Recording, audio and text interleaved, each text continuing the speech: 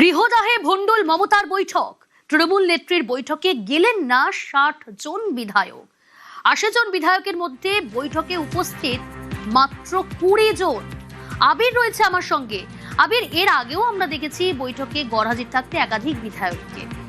আজও যে বৈঠক ডাকা হলো সেখানে ৮০ জন বিধায়কের মধ্যে এতজন, মানে ৬০ জন অনুপস্থিত, ২০ জন বিধায়ক উপস্থিত। কোথাও কি তৃণমূলের নেতৃত্বের উপর অনাস্থা রাখছে কর্মীরা, নেতৃত্বরা? দেখো, যত দিন যাচ্ছে তত দেখা যাচ্ছে যে বৈঠকের দিনগুলিতে বিধায়কদের অনুপস্থিতির সংখ্যা ক্রমাগত বাড়ছে। যদিও তৃণমূল কংগ্রেসের তরফ থেকে নানা ব্যাখ্যা দেওয়ার চেষ্টা করা হলেও একাধিক যারা বিধায়ক যারা অনুপস্থিত থেকেছেন তাদের সঙ্গে কথা বলে তারা হয়তো প্রকাশ্যে এখনই কেউ মুখ খুলছেন না, কিন্তু তারা ঘনিষ্ঠ মহলেও তারা যেগুলোকে ব্যক্ত করছেন সেখানে তাদের বক্তব্য যে বৈঠকগুলো থেকে আসলে কি ধরনের দিক নির্দেশ আসবে সেটা তারা জানেন না, এবং তাদের বক্তব্য যে ধরনের কথা বারবার ধরে ডেকে বলা হচ্ছে বা তারা যেটা চাইছেন সেই প্রসঙ্গে দলের তরফ থেকে কোনো ধরনের আলোকপাত করা হচ্ছে না।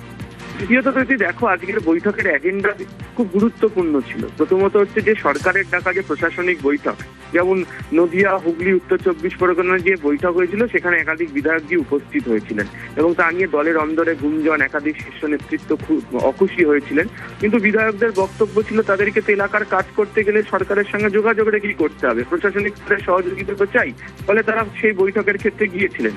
দ্বিতীয়ত এই যে বিধানসভার যে সইকাণ্ড, যা ঘিরে গত কয়েকদিন ধরে তদন্তকারী সংস্থা তারা একদম কার্যত কঠোরভাবে তারা একাধিক বাড়িতে পৌঁছচ্ছেন, তদন্ত করছেন, সেক্ষেত্রেও সিদ্ধান্ত নেওয়ার মতো জায়গা আজকে বৈঠকের ক্ষেত্রে আলোচনায় ছিল। কিন্তু ৬০ জন বিধায়ক তারা অনুপস্থিত থাকলেন।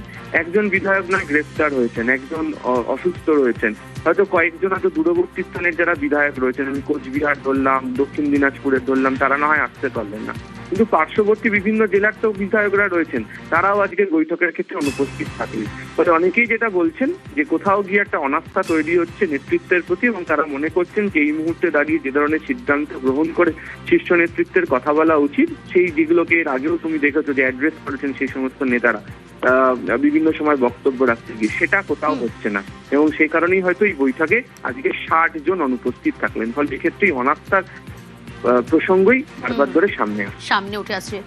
অনাস্থা নেতৃত্বে উঠছে প্রশ্ন। বেশ,